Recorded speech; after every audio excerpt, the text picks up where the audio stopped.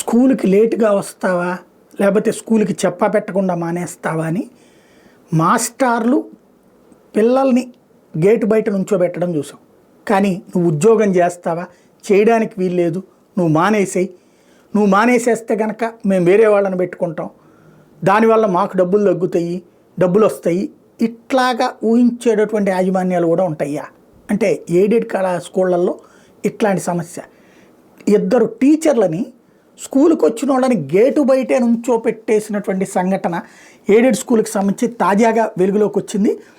వెంకటేశ్వర్లు, పద్మావతమ్మ ఈ ఇద్దరు టీచర్లు, ఒకళ్ళేమో తెలుగు పండిట్, ఇంకొకళ్ళు వచ్చేటప్పటికి తెలుగు పండిట్గా ఉన్నారు K Padmavathamma, maths teacher CH Venkateswarlu.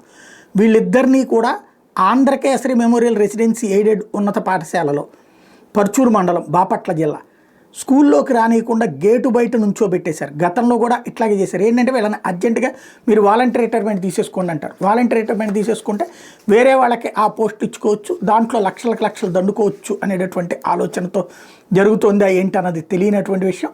వీళ్ళు దానికి ఒప్పుకోకపోవడంతో గతంలో ఒకసారి ఇట్లా చేశారు. అప్పుడు డిఈఓ వీళ్ళు జోక్యం చేసుకుని లోపలికి పంపించారు. మళ్ళీ అప్పటి నుంచి డిఈఓ వాళ్ళు జోక్యం చేసుకుని క్లాసులకైతే వాళ్ళని పంపిస్తున్నా, వాళ్ళకి జీతాలు మాత్రం అప్పటి నుంచి ఈ రోజు వరకు కూడా ఇవ్వట్లేదట. పైగా మళ్ళీ ఇప్పుడు వేధింపులు. ఇది విచిత్రమైనటువంటి అంశం.